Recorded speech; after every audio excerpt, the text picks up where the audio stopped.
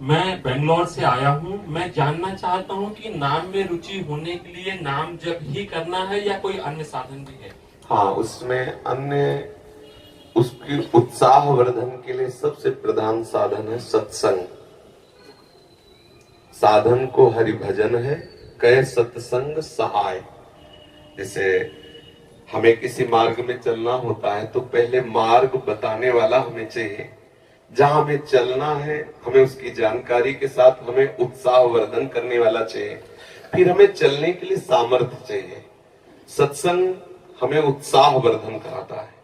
सत्संग हमें भगवान के अद्भुत अद्भुत करुणा में लीला चरित्रों का ज्ञान कराता है। साधु समागम से हमारे हृदय में भगवान नाम रूपी धन के प्रति महत्व बुद्धि होती है। पहला सबसे सावधानी की आवश्यकता है कि कुसंग त्याग करके सत्संग करें। दूसरी सावधानी की आवश्यकता है भोजन। अगर आप यहाँ सत्संग की और गंदे विचार वालों का संग किया, अभिमानी जनों का संग किया, तो इसका रंग नहीं चढ़ेगा। क्योंकि बहुत जन्मों से हम उसी कुसंग में पड़े रहे। अगर कुसंग ना होता तो हमारे हृदय में भगवत प्रीति उदय हो गई होती। ये पहचान है। कुसंग की पहचान है नाना प्रकार की दुर्वासनाएं, शरीर भोग आदि के लिए हमारे हृदय में लालसा होना, वो है। इसका मतलब बहुत समय से कुसंग होता रहा है। अब कुसंग के संस्कार अधिक होने के कारण सत्संग के संस्कार जब अंदर जाएंगे तो कुसंग को भगाने की चेष्टा करेंगे। और कहीं कुसंग मिल गया तो कुसंग के संस्कार और पुष्ट हो जाएंगे। एक संसार दुष्ट की संगति, ताहू में तुम पुष्ट करावो। विनती करो सकल धर्मिंसो, धर्मी हुए दिन नाम धराओ। कर सेवक जी कह रहे हो वैसे संसार में दुष्ट स्वभाव की बढ़ोतरी है, और यदि तुम दुष्ट स्वभाव वाले लोगों से मिलते रहे तो तुम्हारा दुष्ट स्वभाव पुष्ट हो जाएगा। फिर आप दीक्षा लेने के बाद भी प्रेम रस का अनुभव नहीं कर पाएंगे। तो हमारा संग पहले ठीक हो, कुसंग का त्याग करके सत्संग करे। और फिर दूसरी बात, आहार शुद्ध हो। आहार शुद्धि सत्य शुद्धि, अर्थात हमारा आहार शुद्ध हुआ तो हमारा मन शुद्ध हो। ऐसे ग्रामीण भाषाओं में कहते हैं, जैसा खाओ अन्न वैसा बने मन, जैसा पियो पानी वैसी बने वाणी। ऐसे गांव में भी ऐसे चर्चाएं होती है। तो हमारा अन्न ठीक होना चाहिए, भोजन ठीक होना चाहिए। सात्विक भोजन भगवान को अर्पित करके, प्रियालाल को अर्पित करके पाया जाए। साधु समागम किया जाए, शास्त्रों का स्वाध्याय किया जाए। भगवान शंकराचार्य जी ने साधन पंचक का दान किया है। उसमें से आगे आगे के 5 शब्द हम बताते हैं।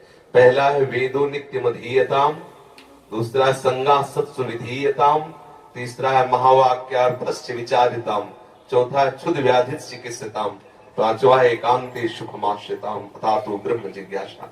पहले का तात्पर्य है कि जो भगवत प्राप्ति करना चाहता है उसे शास्त्रों का स्वाध्याय अनिवार्य। यदि पढ़ा लिखा नहीं है तो जहां शास्त्रों का गान होता है वहां सुनना चाहिए। श्रवण से भी पठन का लाभ प्राप्त हो जाता है। श्रवण और पठन का एक ही फल है। सेवक हरिवंश महाप्रभु ने कहा, श्रवण सुनत प्रापक रति राधा पद अम्बुज सुकुमार। यदि हम प्रियालाल की चर्चा सुनते रहे, वाणी सुनते रहे, तो हमें प्रियालाल के चरणों में प्रेम हो जाए। वेदो नित्य मधीयताम, शास्त्रों का हम नित्य स्वाध्याय करें या श्रवण करें। संगा सत्सु विधीयताम, हम संग करें तो महापुरुषों का संग करें, जिनके संग से हमारे अंदर के विकार मिट जाएं, जिनके संग से प्रभु प्यारे लगने लगे, जिनके संग से हमें संसार के भोग के प्रति हे बुद्धि हो जाए, ऐसे संतों का हम संग करें।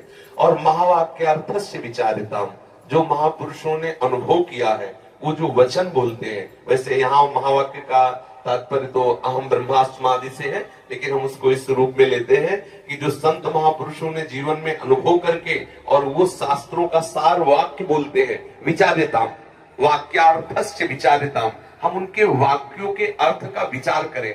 जो संत जन कहते हैं उस विचार में डूबे, उसे आचरण में उतारे। फिर बात कही क्षुद व्याधि चिकित्सिताम, क्षुधा रूपी व्याधि की चिकित्सा करें। देखो कैसी बात है, चिकित्सा औषधि रूप में होती है। भिक्षान्नम औषधम, यदि वैरागी है तो भिक्षा का अन्न, और गृहस्थी है तो सत धर्म से कमाए हुए धन के द्वारा भगवद अर्पित करके अतिथि साधु सेवा करके फिर अपने उदर का पोषण करें। फिर एकांत सुखमास्यताम, अपनी दिनचर्या में कुछ ऐसा समय होना चाहिए एकांत में बैठ करके हम अपने आराध्य देव का बिल्कुल व्यवस्थित चित्त होकर के चिंतन करें। व्यग्र चित्त होकर नहीं, शांत चित्त होकर प्रभु का चिंतन। ऐसी दिनचर्या होनी चाहिए। अगर ऐसी दिनचर्या है तो नाम में रुचि हो जाएगी। खान पान ठीक हो, संग ठीक हो, विचार ठीक हो, आचरण ठीक हो, तो रोज नाम में उत्साह बढ़ता चला जाएगा। अब एक मटकी में चाहे जितना पानी भरो, थोड़ा सा छेद कर दो तो भरेगी नहीं, खाली होती चली जाएगी। ऐसे ही अगर थोड़े से गंदे आचरण, थोड़ा सा असाधन, तो हम नाम जब करते हैं वो भरता नहीं है नाम का भाव, वो धीरे धीरे निकलता रहता है। बहुत समय व्यतीत हो जाता है, फिर हमें अश्रद्धा होने लगती है कि यार नाम जपने से कुछ लाभ तो मिला नहीं, अभी वही विकार बने हैं, अभी वही वासना है। सुनते थे नाम में आनंद मिलता है, लेकिन आनंद तो मिला नहीं। नाम आनंद में है, पर उसके साथ जो हमें परहेज करना है वो हम कर जाए तो बहुत जल्दी लाभ प्राप्त हो जाएगा। धीरे धीरे धीरे धीरे नाम का प्रभाव ऐसा चढ़ेगा कि जिह्वा को और कुछ अच्छा ही नहीं लगेगा। ये जो षट्रस आदि व्यंजन है बिल्कुल अच्छा नहीं लगेगा। देखो, जिसको सांप काटता है ना गाँव में, उसे नीम की पत्ती खवाई जाती है पहचान करने के लिए, जहर चढ़ गया कि नहीं। पूछा जाता है कैसा लगा, उसने कहा कड़वी, तो बोले सांप जहरीला नहीं था क्योंकि जहर नहीं चढ़ा। और अगर उसने बोला कि नीम की पत्ती मीठी, तो बोले बस सांप का जहर चढ़ गया। संसार कैसा, दुखालयम, बोले नहीं मुझे सुखी सुखमय लग रहा है, बोले जहर चढ़ गया। ये काल रूपी सर्प का जहर चढ़ गया, क्योंकि विषय मुझे जो दुख देने वाले वो सुखमय लग रहे हैं। अब झाड़ने फूकने वाले अपना मंत्र शुरू कर देते हैं। संत महात्मा है झाड़ने फूकने वाले, उपदेश दे के, मंत्र दे करके उसके विष को उतारते हैं। और जब तक वो विष नहीं उतरता तब तक उसे नीम मीठी लगती है। जब तक तुम्हें संसार के भोग अच्छे लग रहे हैं, तो समझ लो अभी जहर उतर नहीं रहा है। बराबर मंत्र जाप करते रहो, बराबर सत्संग करते रहो, और जहां जहर उतरा तो राधा नाम सुधार तुम जिह्वास्त में पियो। आंखों से आंसू आएंगे, जिह्वा से नाम निकलेगा, रोम रोम खड़ा हो जाएगा। ऐसा नाम महासुखमय है, पर हम अभ्यास करते रहे। जिन संतों को स्वाद मिला नाच नाच करके जगत को पावन कर दिया, हरि यश गा करके, इसलिए नाम जापक को चाहिए कि भोजन और संग दो पर दृष्टि रखे। भले उपवास करना पड़े, अशुद्ध अपवित्र जिसे हम जानते नहीं, जिसके चरित्र को हम नहीं जानते, उसके हाथ का ना पावे। पता नहीं कौन से आचरण करके कैसा लाया है भोजन, वो हमारी बुद्धि को कैसा प्रभावित कर दे। ये अगर दो बात ध्यान रहे, संग और भोजन, तो हमारा भजन बढ़ता चला जाएगा।